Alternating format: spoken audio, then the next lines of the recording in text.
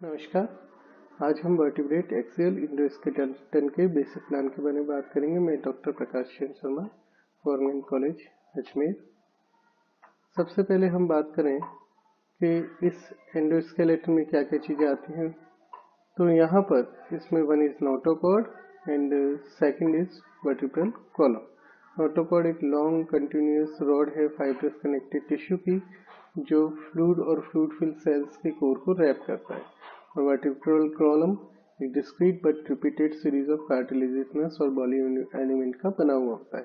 तो ये जो वर्टिब्रल कॉलम है, जो वर्टिब्री से बन रहा है, इसका जो ओरिजिनल फंक्शन था वो था स्पाइनल कॉर्ड और डॉर्सल एओर्टा को प्रोटेक्ट करना।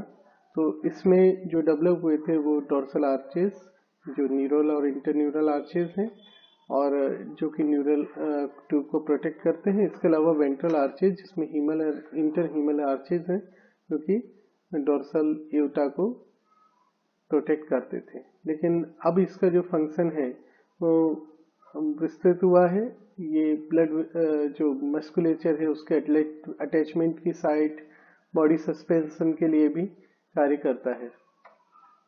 नाउ तो ये जो वर्टिब्रल कॉलम है, इसके जो बेस है वर्टिब्रल आर्चेस का, वो एक्सपांड होकर सेंट्रा फॉर्म करते हैं, जो कि दो प्रकार का हो सकता है, इंटरसेंट्रम और प्लूरोसेंट्रम, जहाँ पे ये नोटोकॉर्ड्स मिलते हैं। सेंट्रा जो है वो एंकर और सपोर्ट साइड के रूप में काम करता है इन आर्चेस के लिए। तो जैसा मैंने कहा, अब इसके जो फंक्शन है वो मॉडिफाई होके बॉडी मस्कुलेचर के अटैचमेंट और सस्पेंशन और लोकोमोशन के लिए भी हो चुके हैं वर्टिब्रल कॉलम के। नाउ अधिकांश फिश में ये जो वर्टिब्रल कॉलम है ये दो रीजन के अंदर डिफरेंशिएट होता है। One is anterior trunk region and second is posterior caudal region. Tetrapods के अंदर ये जो ट्रंक रीजन है फर्दर डिफरेंशिएट रहता है सर्विकल रीजन और सैक्रल रीजन में। हायर टेट्रापोड्स में देखेंगे कई में, तो अगेन ये जो ट्रंक रीजन है ये दो और भागों में विभाजित रहता है, thoracic region and lumbar region. इस प्रकार से अगर हम इन टेट्रापोड्स की बात करें तो इनके अंदर आपको cerebral cervical region, thoracic, lumbar, sacral और कॉर्डल, ये 5 प्रमुख रीजन देखने को मिलेंगे। तो जो सेंट्रा है, सबसे पहले हम उसके बारे में बात करते हैं। तो कई के अंदर सेंट्रम एक वचन है, सेंट्रा बहुवचन है। तो सेंट्रम एब्सेंट होता है, इस स्थिति को हम कहते हैं एस्पोंडाइली, तो एब्सेंस ऑफ सेंट्रा। इसके अलावा मोनोस्पोंडाइली और डिप्लोस्पोंडाइली की स्थिति होती है। मोनोस्पोंडाइली का मतलब है जहां प्रति खंड, प्रति वर्टिब्री एक सेंट्रम हो मौजूद, और डाइस्पोंडाइली का मतलब है जहां प्रति खंड पर 2 सेंट्रा मौजूद हो। कुछ के अंदर सेकेंडरी सब डिवीजन के कारण 2 से ज्यादा सेंट्रम दिखाई देते हैं। इस स्थिति को हम कहते हैं पॉलीस्पोंडाइली। और ऐसी स्थिति आपको खासतौर पे होलोसिफेली और डिप्लोई फिशेस के अंदर देखने को मिलेंगी, जिसमें 5 से 6 तक ये सेंट्रा मौजूद हो सकते हैं। जैसा मैंने आपको बताया था कि 2 प्रकार के सेंट्रम का ओरिजिन हो सकता है। तो जो एमनियोट्स हैं, एमनियोट्स में प्लूरोसेंट्रम प्रीडोमिनेट्स करता है, और इसी से ही हर एक वर्टिब्रल सेगमेंट की बॉडी बनती है। तो ये जो सेंट्रा है वो, जैसा कि आपको समझ ही पाए होंगे कि जो चेन ऑफ वर्टिब्री है उसमें एक वर्टिब्री को दूसरी वर्टिब्री से लिंक कर रहा है, जोड़ रहा है, और एक्सियल कॉलम बना रहा है। इस सेंट्रा की जो सरफेस है, जो आर्टिकुलेटिंग सरफेस है, वो अलग अलग प्रकार की होती है, और उस अलग अलग प्रकार के कारण वर्टिब्रल कॉलम की जो प्रॉपर्टी है उस पर काफी असर पड़ता है। और साथ ही साथ इसके कारण ये भी असर पड़ता है कि वो किस तरीके से फोर्स को प्रॉपर्ली डिस्ट्रीब्यूट करती है। तो यहाँ हम मुख्य प्रकार देखें तो जो प्रकार है, वन इज एसीलस या एम्फीप्लेटियन जिसको हम सेंट्रा कहते हैं। इसका मतलब है जहां पर सेंट्रम फ्लैट हो, और ये फ्लैट होने के कारण से, हालांकि इसमें बहुत ज़्यादा ये लेटरल ऑल सभी डायरेक्शन में फ्लेक्सिबिलिटी प्रोवाइड नहीं कर पाता, लेकिन यहाँ कंप्रेसिव फोर्स को ये बहुत अच्छे से एब्जॉर्व करता है।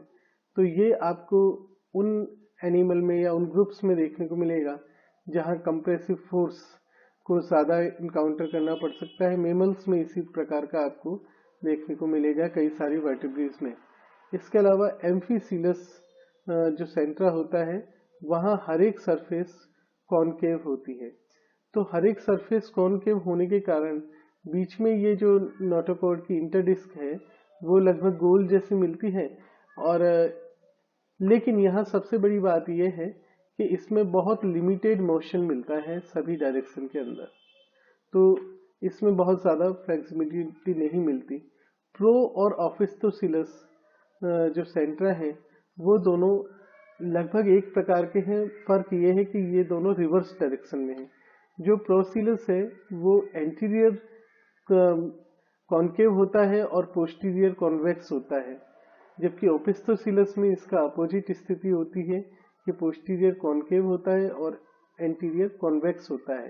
ये एक बॉल और सॉकेट टाइप का आर्टिकुलेशन फॉर्म करते हैं, और बॉल ऑफ सॉकेट टाइप का आर्टिकुलेशन फॉर्म करने के कारण से जब वर्टिब्रल कॉलम को बेंड होना होता है, तो ऐसी स्थिति के अंदर जो पॉइंट है जहां पर फोर्स अप्लाई हो रही है, जैसे एसिलस के अंदर वो एज होगा तो यहाँ पर वो सेंटर होगा। इस कारण जो स्पाइनल कॉर्ड है वो बहुत ज़्यादा उस पर स्ट्रेच नहीं आता, जिसके कारण वो प्रॉपरली प्रोटेक्ट रहती है। नेक्स्ट टाइप जो है दैट इज कॉल्ड हेटेरोसिलस, जिसमें शेडल शेप आर्टिकुलेटिंग सरफेस होती है दोनों एंड्स की तरफ, और इसके कारण लेटरल और वर्टिकल फ्लेक्शन बहुत अच्छे से मिलता है, लेकिन साथ ही साथ ये प्रिवेंट करता है वर्टिब्रल कॉलम के रोटेशन को, जो कि इसके लॉन्ग एक्सिस पे हो सकता है प्रोसिलस और ऑफिस्थोसिलस के केस में। तो ये आपको हेटेरोसिलस जो सेंट्रा है वो आपको बर्ड्स में देखने को मिलेगा। नेक्स्ट पॉइंट के बारे में बात करते हैं जिसको हम कहते हैं एपोफाइसिस। ये सेंट्रा और आर्चेस से निकलते हैं। एपोफाइसिस के अंदर डायपोफाइसिस और पेरापोफाइसिस होते हैं जो कि रिब्स से आर्टिकुलेट करते हैं। इसके अलावा बेसापोफाइसिस जो है ये पेयर्ड वेंट्रोलेटरल प्रोसेसेस होते हैं जो कि रिमनेंट है हिमल आर्चेस के, जो वेंट्रल रिब्स के साथ में आर्टिकुलेट करते हैं। एपोफाइसिस जो है ये anti twist anti locking process है, जिनको जाइगोपोफाइसिस कहते हैं, उनको भी बनाते हैं, जो कि दो वर्टिब्रेज को जोड़ती हैं। इसके अलावा एक और तरीके जो प्रोसेस देखने को मिलते हैं that is called transfer process. ये ट्रांसफर प्रोसेस टर्म का हम इस्तेमाल हर उस प्रोसेस के लिए करते हैं जो सेंट्रम से या न्यूरल आर्च से प्रोसेस बाहर की तरफ निकली हुई होती है। इसके अलावा लेटरल आर्चेस भी होते हैं, लेटरल प्रोसेसेस भी होते हैं। नेक्स्ट हम बात करें रिब्स की। Ribs are struts that sometime fuse with vertebrae and articulate with them. तो रिब्स जो है वो प्रोवाइड करते हैं एक सिक्योर मसल अटैचमेंट की साइट, साथ ही साथ हेल्प करते हैं बॉडी को सस्पेंड करने के लिए, और एक प्रोटेक्टिव केस बनाते हैं विस्ता के चारों तरफ। कई एनिमल्स में इंक्लूडिंग मेमल्स ये एक एसेसरी ब्रीदिंग डिवाइस के रूप में भी कार्य करते हैं। रिब्स अगर इम्ब्रियोनिकली देखें तो रिब्स जो है वो कार्टिलेज से प्रीफॉर्म होती हैं मायोसेप्टा में। यहाँ आप ध्यान रखिएगा कि ये जो मायोसेप्टा है, जो डोर्सोवेंट्रल रैपिंग होती है बॉडी के ऊपर मसल की, क्योंकि आपको ध्यान होगा मसल जो है वो सेगमेंट, उसका सेगमेंटली अरेंजमेंट उसका देखने को मिलता है। तो यहाँ पर मसल्स का जो सेगमेंटल अरेंजमेंट है उसके अंदर जो डिफरेंट सेगमेंट के बीच में मसल के बैंड हैं उनके बीच में जो स्पेस होता है जहाँ पर connective tissue, fibrous connective tissue होता है, दैट इज कॉल्ड मायोसेप्टा। तो इस मायोसेप्टा में ये प्रीफॉर्म होती हैं रिब्स। ज्यादातर टेट्रापोड्स के अंदर जो पोस्ट सैक्रल रीजन है पोस्ट सैक्रल रीजन के अंदर रिब्स एब्सेंट होती हैं। लेब्रिथोडोंट में पोस्ट सैक्रल रीजन में प्रेजेंट रहेंगी और यहाँ आप देखेंगे कि कॉर्डल वर्टिब्रेट में कभी भी रिब्स डेवलप नहीं होती।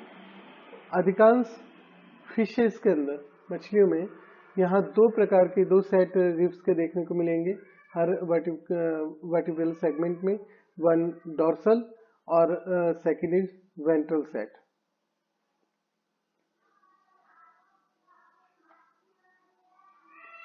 टेट्रापोड्स के अंदर अगर आप देखेंगे तो जो डॉर्सल रिब्स हैं वो परसिस्ट करती हैं और ट्रंक रिब बनाती हैं, खासतौर पे टेरेस्ट्रियल वर्टिब्रेट्स के अंदर।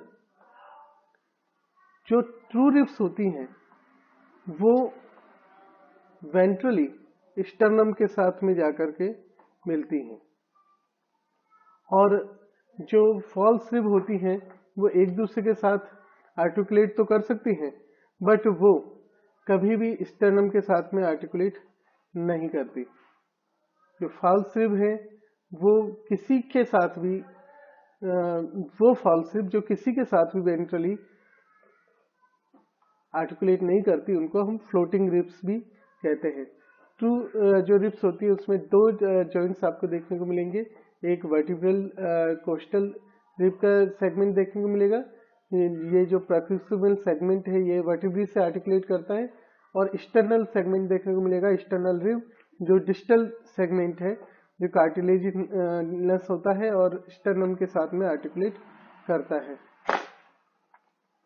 कुछ फ्लोटिंग रिब्स और सभी जो ट्रू रिब्स होती हैं वो अनसीनेट प्रोसेस बियर करती हैं, जो कि एक प्रोजेक्शन है जो पोस्टीरियरली एक्सटेंड करता है from proximal rib segment. Mammals के अंदर जो रिब्स हैं वो सभी थोरेसिक वर्टिब्री में प्रेजेंट होती हैं और थोरेसिक रीजन को डिफाइन करती हैं। इनमें कुछ फ्लोटिंग और कुछ फॉल्स रिब्स भी पाई जाती हैं। सर्विकल और लंबर रीजन के अंदर रिब्स जो एग्जिस्ट करती हैं वो केवल रिमनेंट के रूप में एग्जिस्ट करती हैं, जिसको प्लूरोपोफाइसिस भी कह सकते हैं। Next, sternum. स्टर्नम जो है वो एक मिड वेंट्रल स्केलेटल स्ट्रक्चर है जो इंडोकॉन्ड्रल ओरिजिन का होता है और वेंट्रल कनेक्टिव टिश्यू सेप्टम और मायोसेप्टा से अराइज होता है। स्टर्नम चेस्ट मसल्स के अटैचमेंट के लिए साइट प्रोवाइड करता है। इसके अलावा आप अगर यूरोडल्स के अंदर देखेंगे